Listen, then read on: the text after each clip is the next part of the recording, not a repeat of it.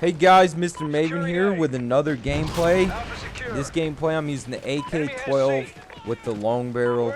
Basically because the map is going to be mostly mid-range, long-range encounters. So I just feel like the long barrel suits that the best. So I figured I'd roll with it. Right there in the beginning of the map, I did push up a tad too far. You should stay back and just to pick a few off, and then once you feel comfortable, then you can push forward. I'd say about 80% of the time, people will flood that corner of the map. Also, I did hit a 35 kill streak and a 18 or 17 kill gun streak. Now, that's only with the gun itself. So you will start to notice me slowing down and not playing the objective as much. Mainly because I was pushing for that chem strike. Thought it would have been sick on top of a 35 kill streak, 45 kill streak. Fortunately, I didn't get it. And we ended up losing. So it was a double whammy to the face. And I was pretty upset at myself for not playing the objective like I should. I shouldn't even been worried about that chem strike. I just figured it'd been cool to get, I guess. So in this gameplay, I figured I'd touch on some of these kill streaks and then give you guys some beginner advice. Well, let's go over some of these kill streaks first. I just want to give you my thoughts on what is good and what isn't. Honestly, these lower kill streaks in the game are the way to go. And when I say lower, I mean like the kill streaks that I'm using in this game, like the Dog, the Trinity Rocket, the Battle Hind, IMS, Sentry Gun. Those are all great kill streaks, and I feel like they're good because of the map layout. For example, Strike Zone, IMS, and the Sentry Gun is an absolute monster on that map. Give that a try if you wish. Higher kill streaks like the Loki and the Hilo and what's the other one? The Jug. They're worthless. Now, they probably would benefit you alright on larger maps like this or a map like Stonehaven. For the Loki and Hilo, that is. Now the Jug, no. If I had to say, maybe the Jug would be good at a smaller map, but there's two downsides to that thing that I do not like. You move extremely slow, and secondly, enemies can see you on the radar at all times. Now maybe you'll get some idiots just run up there and feed you, but this thing's worthless. One kill streak that I do like is Maniac. I feel like it is a pretty useful kill streak. It's 10 kills to get. Hardline, it's 9. I want to say that's a bit too high. Still haven't determined that. But if you're using that kill streak and you like it a lot, give it a try on the Blitz game mode. It's absolutely amazing. Score like 5 times. Play it smart 5-6 times, I don't know, but makes it hard for you to lose. These are just my opinions. I'll see if I can post a video for you guys on the higher kill streaks to show you how useful they are on some of these larger maps. I don't think I'm going to go with the higher kill streaks and post you guys a video on a smaller map. I just don't want to do it. It's a waste of time. Barely get any kills with it. It's junk.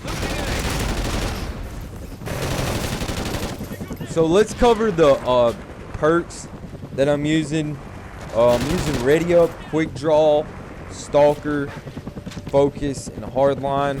I will go ahead and post the perks in the description below. I just want to cover one with you, and that's Stalker. I mainly use it on open maps, which again are the longer maps. using the perk on smaller maps, it's really hard to control.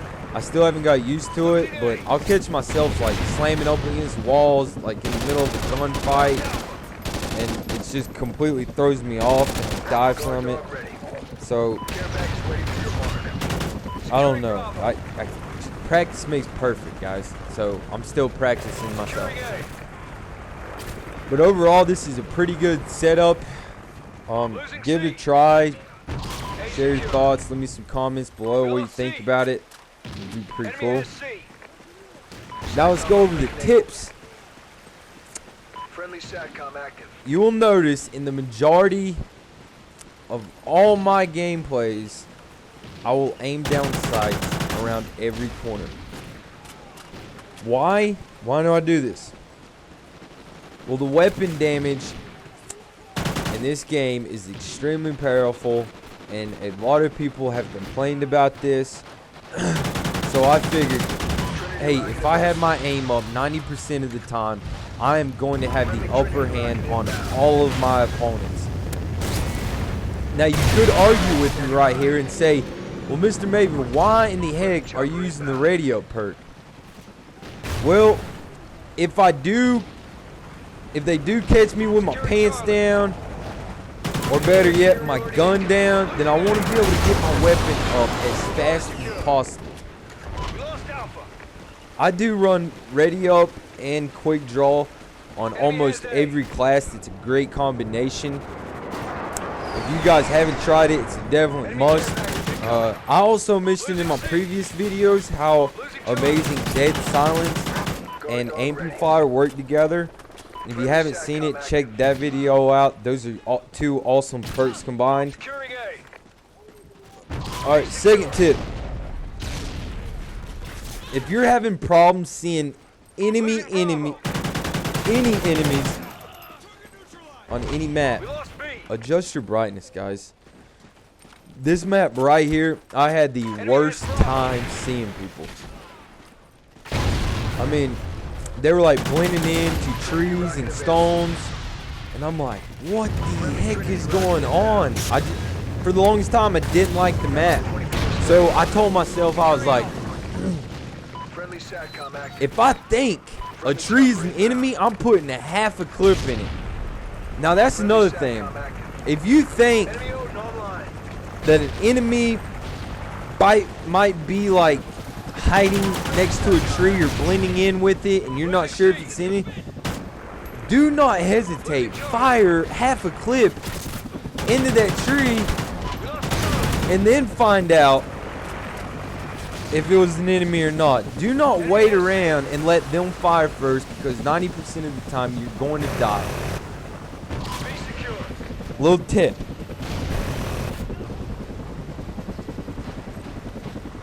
And lastly, I call this my listening tip. Listen to your surroundings, guys. Listen to what flags are being captured. And use your judgment on where these enemies are coming from, what direction they're heading. Alright, for example, let's just cover these flags real quick. This is pretty obvious. Everybody should know this, but let's just do it. If your team has A and your team has B, it is clear that the enemy's team spawn point is the C flag. That is where they will be coming from. Now, if the enemy team has B, they will be spawning like higher up. They're not going to be spawning directly around C. They'll be spawning sort of like B and back. Dude, you definitely have to get used to that. I mean, practice is perfect. Just play and then watch for these spawns, and then you'll get the hang of it eventually as the game goes on. Another tip I can give you: constantly glance at your mini map, guys. That mini map will tell you about everything in domination. So it's another key. I glance at it all the time, probably too much. Also, listen to your teammates. Now, what I mean by this is Activision added a feature where players will like give shout outs to you and let you know like where the enemy is hiding or where he's at. I don't know. Even the dog will growl to warn you where like an enemy's close by. Hopefully, God's sakes, everybody did know that one.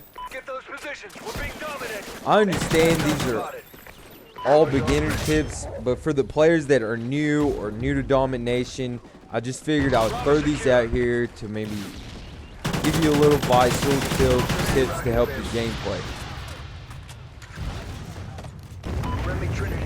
So that's it on my tips. Oh, my phone's ringing.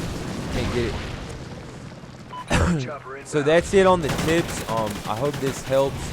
We are getting close to the end of the gameplay, and we're losing pretty bad right now, but I'm just going to hang out with you guys for a little bit. I do want to show you, we did push up and get a 3 cap on these guys.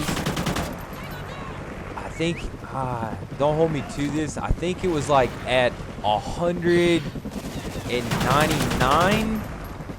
And I'm like, oh my God, please team, hold flags, hold all flags. Yeah, see right here, I was like, man, they're about to win. I'm gonna give it one last shot. So I push up through here, through the grass, hoping no one is around. And I do get on this flag at 199, and it neutralizes about halfway, so they cannot receive any more points. And I got the 3 cap. Like, right here, I'm pretty much screaming to my teammates, for God's sakes, hold all flags. Do not let them get it. And then, what do you know? They start getting B. And it ends in a sad story. But I'm Mr. Maven, guys. I hope you enjoyed the commentary and the gameplay. I will see you next time. Peace.